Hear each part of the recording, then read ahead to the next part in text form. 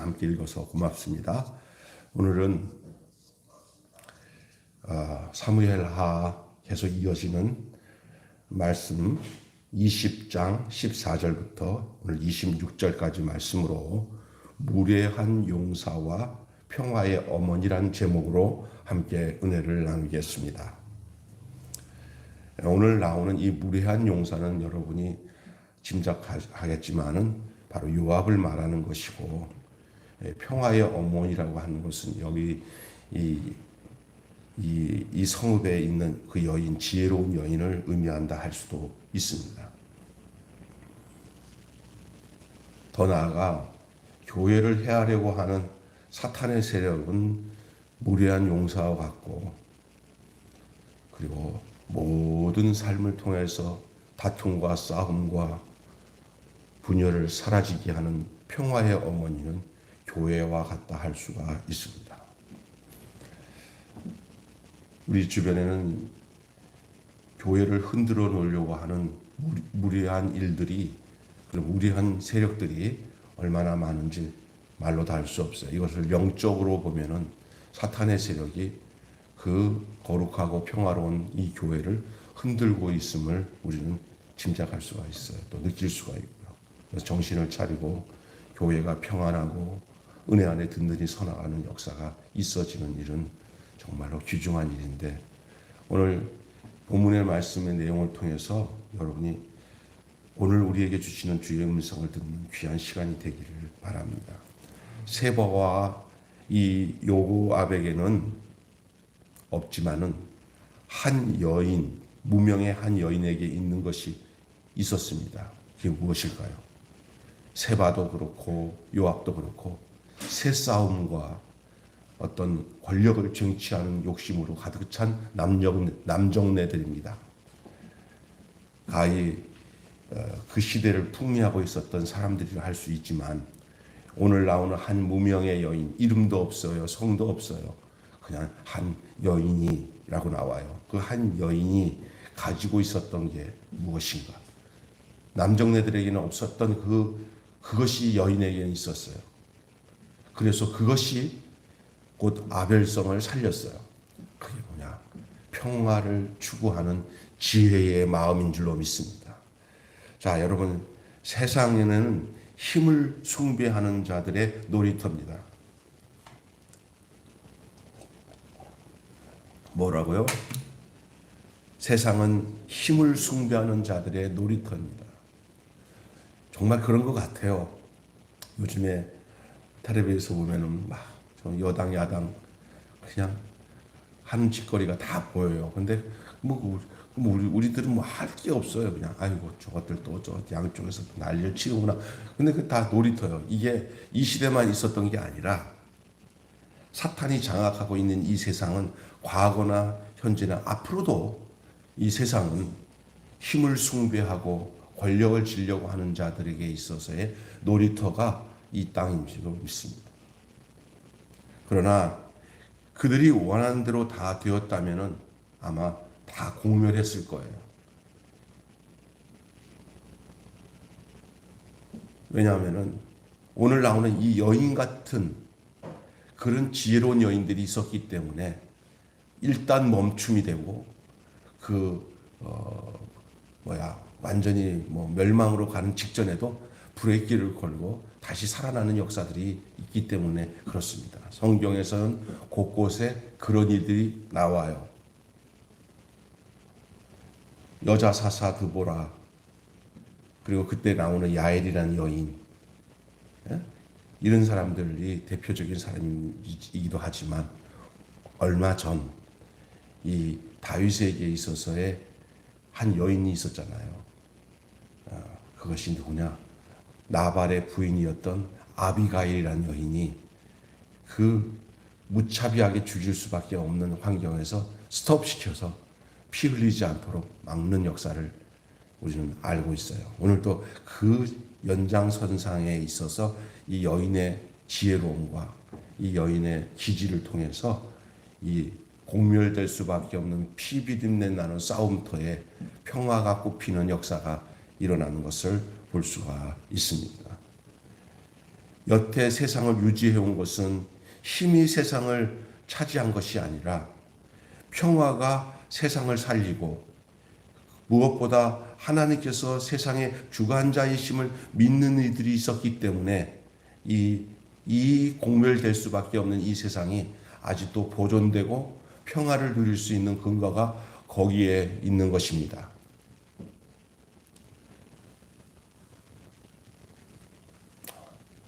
오늘날도 이러한 지혜가 교회를 통해서 이 세상을 덮어버리는 역사가 있어야 될 줄로 믿습니다.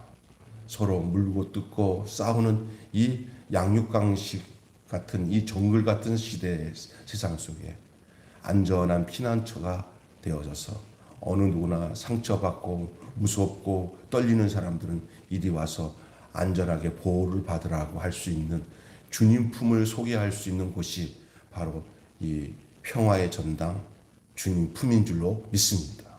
우리 예수님 품으로. 인생길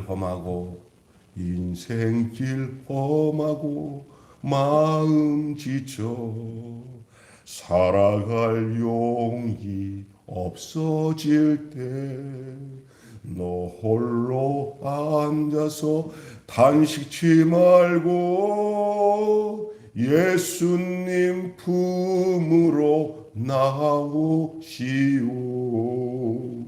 예수님은 나의 생명, 믿음, 소망, 사랑 되시니 십자가 보혈 자비의 손길로 상처 입은 너를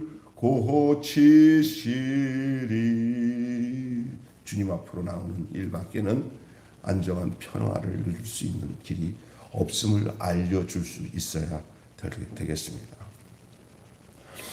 평화가 세상을 살리죠. 힘이 세상을 살리는 것 같은데 사람들은 그게 뭐가 될 것 같은 생각이 들어서 어느 한쪽에다가 힘을 실어주고 당신들이 한번 그 힘 가지고 한번 좀 다스려 보십시오 했는데 보니까 더 나빠. 힘은 또 다른 힘의 공격을 받아 계속 싸움 박질하는 그밖에는 될 수가 없어요. 서로 물고 뜯게 돼 있습니다. 그러나 평화는 힘이 하나도 없는 것 같아요. 우리 예수님 저들이 볼 때는 너무나 나약하죠. 사실 저들이 원했던 것은 예수님이 강력한 군사를 모아가지고 로마를 점령해가지고 아주 멋진 흰말을 탄 군왕 같은 모습으로 예수님이 나타나서 이스라엘을 회복시키기를 원했을지도 몰라요. 그러나 전혀 다르거든요. 그 예수님은 도리어 털 깎는 자 앞에 잠잠한 양같이 바보같이 찢기고 밟히고 그리고 골고다 길을 건너서 결국은 양이 피 흘려 죽는 것처럼 십자가에서 피 흘려 죽으시는 그 길을 걸으셨어요. 그런데 이것이 인간에게 평화를 갖다 주고 이것이 구원을 갖다 주고 이것이 진정한 승리를 갖다 줄 줄 누가 알았습니까? 지금도 눈이 어두운 사람은 몰라. 예수 안에 그 승리가 세상 방법과 달리 온다는 것을 몰라요. 다 그냥 힘의 능력으로 권력의 능력으로 평화가 오는 줄을 알고 그러다 보니까 서로 지금도 전쟁이잖아요. 우크라이나 전쟁 저기 러시아가 또 핵폭탄을 쏜다 북한 미사일 쏴붙이고 하는 거 보면 왜 그럴게요? 이거는 세상은 평화를 원하지만 전쟁은 끝이 없는 이 세상에 가고 있는 거예요. 사람이 다스릴 수가 없어요. 이 세상에서 어떤 세력으로도 이 모든 것들을 멈추고 평화를 누릴 수 있는 건 없습니다. 오로지 주님 가신 그 길, 또 우리가 주님 품 안에 있어 살 때만이 전쟁이 평행한 이 시대 속에서도 우리가 주님이 주시는 진정한 하늘의 평안을 누리고 살 수 있는 것이죠. 그래서 하나님만이 이 세상의 주권자임을 믿는 이들에게 이 평화가 오게 되는 것입니다. 여러분, 이 세바와 요압에게는 없고 한 무명 여인에게 있었던 것이 바로 이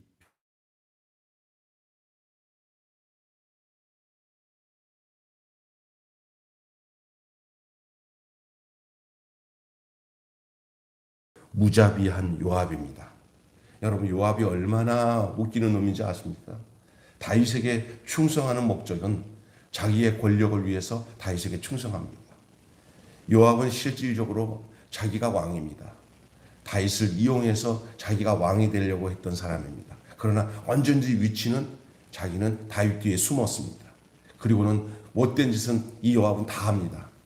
어떨 때는 왕을 협박하듯이 하는 행동도 하기도 하고, 더 나아가서 다윗의 마음을 헤아리지 못하고 그냥 칼을 찔러대어서 이것도 죽이고 저것도 죽이는 아주 못된 놈입니다. 충성을 하죠. 그래서 다윗의 왕국을 이루는데 요압이 혁혁한 공을 세우기는 하지만 그의 전황은 너무나 악한 부분이 너무나 많습니다. 무자비한 사람입니다. 그리고 이제 세바라는 사람이 반란을 일으켜서 이제 백성들을 선동하고 다윗을 향하여 반란을 일으켜서 반란을 이제 잠재우게 되는 시점에 요압이 앞장서서 세바가 거하고 있는 그 성에 쳐들어가서 그 세바를 잡기 위해서 군사들을 몰고 가고 있는 성에 있는 그 성으로 갔는데, 이때 그 지역의 사람들은 다 일반적인 평범한 사람들이 많았습니다. 사실은 세바에게 마음을 준 것은 고향 사람들이다. 또 요즘에 있잖아. 학연, 인연, 지연 뭐 이런 거잖아. 이런 거로 힘을 모아갖고 과거 그 사울왕 시대의 그 정을 잊지 못해가지고 그런 사람들 마음을 빼앗아가지고 세바가 반란을 일으킨 건데, 곰곰이 보니까 잘못하면 무지몽매한 백성들이 세바가 가지고 있는 권력욕에 의해서 백성들이 괜히 다 그냥 욕을 당할 것 같아. 피 흘림을 당할 것 같아요. 그것을 꿰뚫어 보고 있었던 여인이 바로 이 한 여인이에요. 아유, 큰일 났네. 저 세바 양반 때문에 저 요압이 쳐들어와 가지고 우리 성을 다 이게 공격해서 그냥 아무도 죄도 없는 양민들을 학살하게 되면 어떻게 하냐. 요압은 성질나면 그러고도 남을 놈이잖아요. 세바 하나 잡으려고 백성들 다 죽이는 그런 꼴이 날 수가 있어요. 그리고 그런데 잘못해서 이제 분위기가 전쟁이라는 게 점점부터 크게 나는 게 아니에요. 거기에 어떤 모티브와 동기가 딱 발생돼서 뭔가 불을 지르게 되면 확 그냥 전쟁이 일어나는 거예요. 누가 하나 거기서 조그만 사건이 한번 터지면서 그게 감정 싸움이 되면 큰 싸움이 나는 거예요. 이런 상황에서 아치하다가 보면 이 도성이 망하게 생겼어. 이것을 이 여인이 보게 되잖아. 근데 이 요압이라는 사람 참 무자비한 사람이잖아요.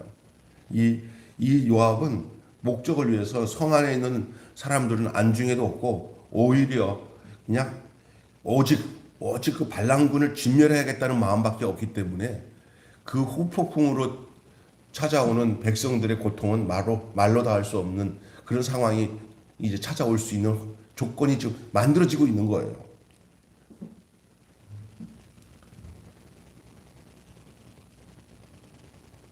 이런 일들을 우리가 보면서 이것도 다 주님을 위한 일이라고 정당할 수 있는 게 아닙니다. 우리가 살다가 보면서 자기 욕심과 자기 욕망을 이루기 위한 방편으로 다 이거 주님 위한 일이죠 하고 이렇게 포장할 수 있는 일들이 있어요. 그러나 반대로 생각해야 돼요. 정당화될 수 있는 일이 아닙니다. 주님은 진리를 물으십니다. 너 그거 왜 했냐? 그 내가 좋아서 내가 정말 기뻐서 하는 일이라고 생각하냐? 하고 요압한테 물어본다면 요압은 대답을 지 멋대로 할 수는 있겠지만 주님이 원하는 답을 내놓을 수 없는 사람입니다. 너 무슨 마음 가지고 이렇게 그 성을 쳐들어가서 그렇게 하려고 했어? 라고 물어본다고 하면 할 말이 없는 거예요. 내 욕망을 이루기 위해서, 내 권력을 차지하기 위해서, 다윗 왕국을 이루기 위해서 했습니다. 이 말을 물어볼 때 그렇게 대답을 한다면 이거는 낙제점입니다. 우리 주님이 원하지 않는 말입니다. 그런데 우리가 살면서 여기에 쏘을 때가 많습니다. 막 하면서도 알고 보면 주님이 원하는 일이 아닌데도 그것이 주님이 원하는 일이라고 생각하고 용맹스럽게 열심히 하지만 그 열심이 도리어 주님을 괴롭게 하는 일이 될 수 있음을 알아야 됩니다. 이런 무자비한 요압의 모습을 오늘 본문은 보여주면서 아울러 한 여인이 이 요압의 무자비한 그 상황을 잠재우는 역사가 나와요.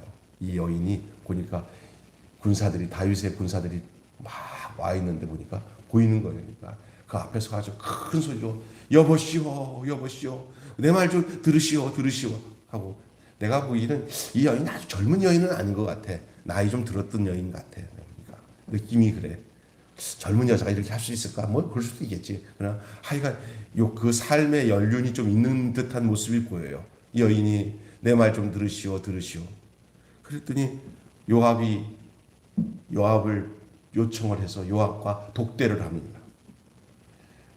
요압의 이 무자비한 계획이 한 지혜로운 여인으로 인하여 이제 해결되는 그 방법이 항거가 창검으로 이 요압의 군사들과 대응하는 게 아니라 이 여인은 아주 부드럽게 항거를 하는데, 그건 뭐냐?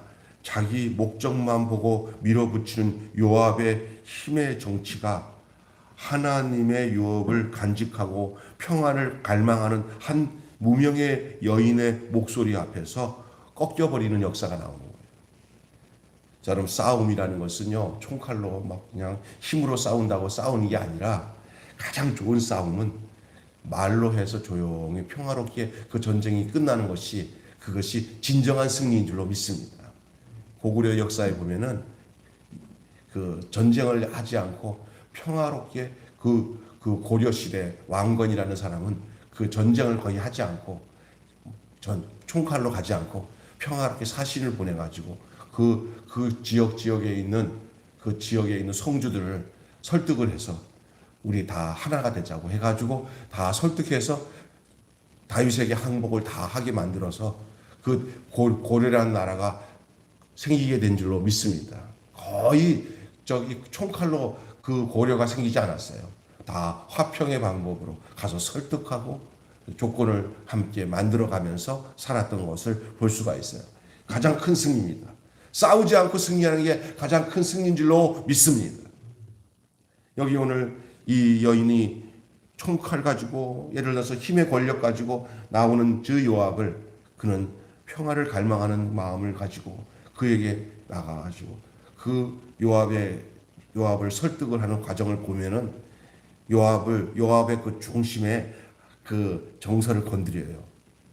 이거 하나님이 원하지 않는 것을 너는 왜 하려고 하냐, 이 말을 하는 거예요. 이 성읍을 다 불살라. 이게 어머니 같은 성인데 역사적으로도 중요한 곳이고 하나님의 기준형인데 이것을 멸절하는 게 당신 하나님 앞에서 틀린 얘기다. 그 얘기를 한 거예요. 그랬더니 요압이 그거 듣고 난 뒤에 이 여자가 이게 까불고 있는 이렇게 않고 그 부드럽게 그 중심이 통해 가지고 요압이 아니다 아니야 절대 아니야 그거 아니야. 네. 아이고 우리가 그거 아니야. 아주 이제 또 간사하죠. 이 여인이 안 나타났으면 아마 다 그냥 지 욕심대로 다 주저쓸 수도 있는 놈이에요. 그런데도 이 여인이 딱 그 얘기를 하니까 뒤로 딱 물러서게 만들었어요. 뒤로 물러서고는 우리는 아니다. 조건이 있다고. 우리는 이것만 하면 성에 들어가서 그런 무자비한 일 안 한다고. 그 뭐냐? 세바. 이 반란을 일으키는 그 세바의 머리만 주면 이 성읍에 대해서 우리가 다 물러가고 없었던 일로 하겠다고. 과거 묻지도 않겠다고. 왜 세바를 따라다녔냐? 왜 세바를 따라서 같이 반란에 동참? 이것도 안 하겠다고. 그놈만, 그 세바만 목만 치면 우리는 물러가겠다고 하고 조약하니까 그러냐고. 그러더니 여인이 들어가서 이제 백성들은 여인이 독대하고 왔으니까 무슨 얘기하냐고 궁금할 거 아니에요. 목적은 뭐냐? 성읍만 안전하게 보존되면은 되는 일이에요. 그러니까 백성들한테 얘기해서 여차여차해서 저 세바의 머리만 베어가지고 오면은 이 성은 아무런 거 묻지 않고 물러가겠다고 그랬다고. 그냥 곧바로 백성들이 그 세바를 찾아다서 그 목을 쳐가지고 요압에게 내놓으니까 모든 이 위기 일발에 측발에 이게 싹 해결되고 평화가 찾아온 줄로 믿습니다. 오늘 그런 얘기예요. 무명의 이 여인의 지혜로움이 그 성을 살렸어요.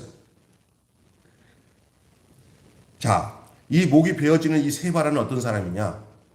세바가 여인의 지혜 앞에서 목이 베이잖아요. 허망한 인생이에요.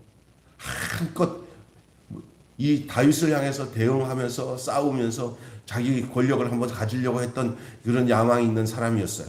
그러나 이 세바는 허망한 인생으로 끝나요. 자기를 추종하는 백성들이 마음을 바꿔서 세바를 끄집어내가지고 그 사람들에 의해서 목이 처단된 아주 불행한 사람이에요. 세바 이런 얘기 했잖아요. 다윗과 함께한 분깃이 없다 하면서 백성들을 선동했던 사람이에요. 그 말이 그대로 맞아요. 하나님은 다윗을 통해서 이스라엘 백성을 통일 국가로, 그리고 하나님은 다윗을 통해서 하나님의 나라 이스라엘 나라를 굳건히 세울 약속을 갖고 있는데, 그 앞에서 다윗과 함께할 분깃이 없다고 하는 그 말을 그대로 그 사람에게 세바가 그대로 자기 삶에 나타난 거예요. 그냥 결정이 된 거예요. 그가 한 말처럼, 자신의 말처럼 스스로 하나님 나라의 분깃을 거절한 그 결과가 진짜 목이 베어지는 역사로 나타났습니다. 그러나 하나님의 유업을 기억하고 소중히 여긴 아벨성 사람들,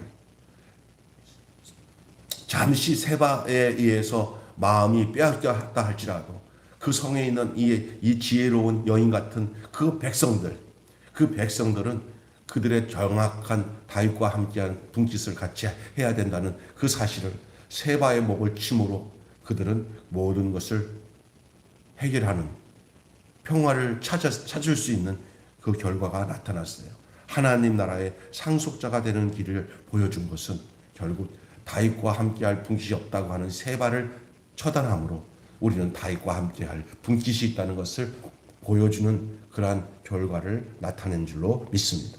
오늘 우리에게 속에 숨어있는 하나님의 나라에 대한 반항하려고 하는 세상적인 이 세바가 우리 안에 있다면 우리 안에서 그거 잘라내야 하나님의 권속과 상속자로 살아갈 수 있는 줄로 믿습니다.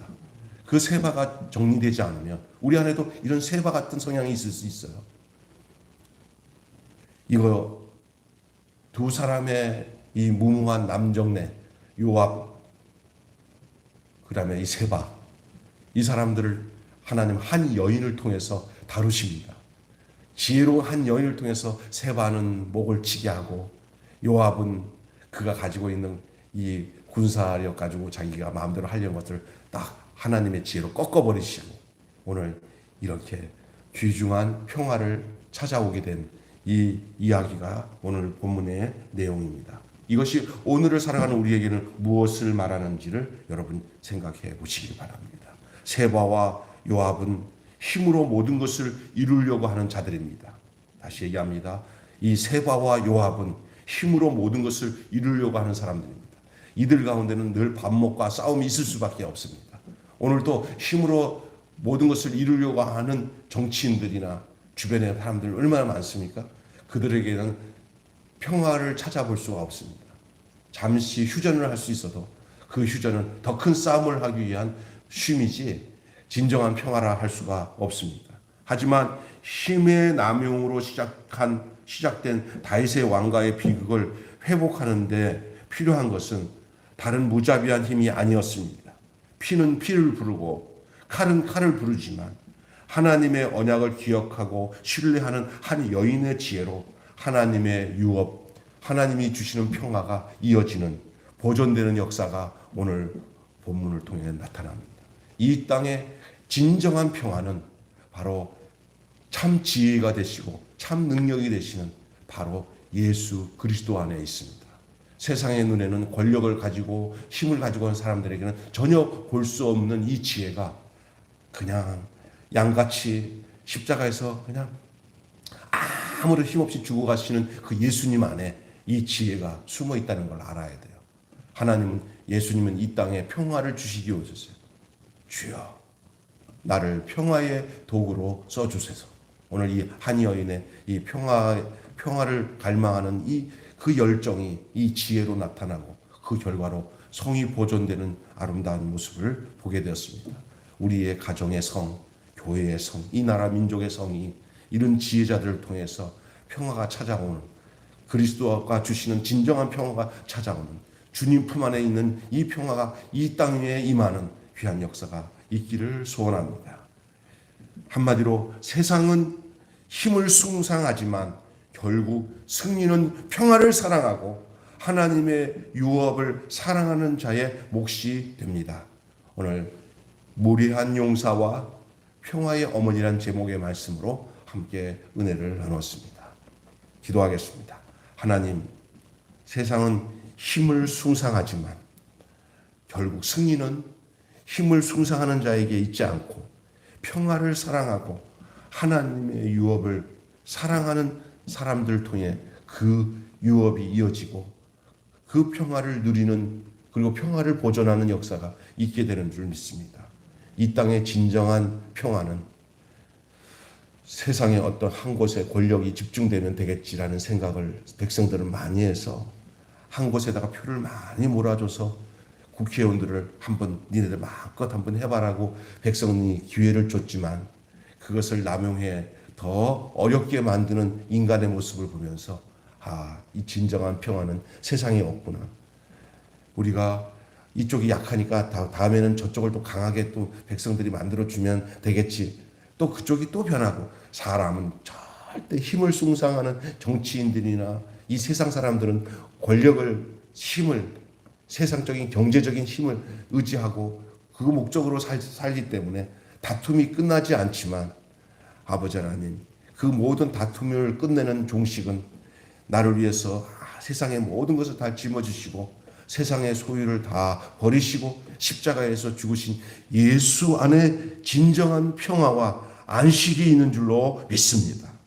오늘 아벨성이 이 평화를 누릴 수 있었던 이 이유는 바로 세상이 줄 수 없는 지혜를, 세상이 줄 수 없는 평화를 가진 한 여인의 지혜가 그 성을 살리고 평화를 누리게 하고 요압을 꺾고 세라를 목을 쳐 죽이는 그 역사로 평화를 유지한 것처럼 오늘도 내가 꺾여져야 할 것이, 요압처럼 꺾여져야 될 것이 무엇인지를 발견하게 하여 주시고, 또 내 안에 숨어있는 세라가 목이 베어 죽어지는 그 역사가 우리 안에 있게 하여 주셔서 예수 안에 주시는 평화를 온전히 누리고 사는 저희들 되게 하여 주시옵소서.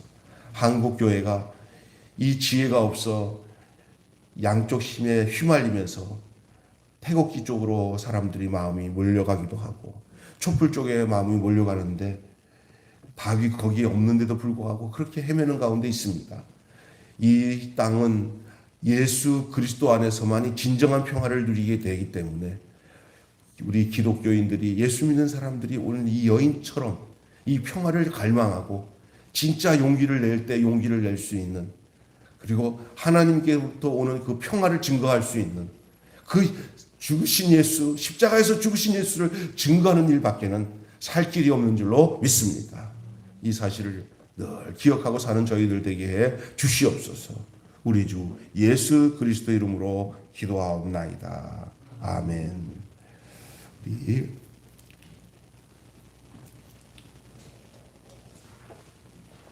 찬송가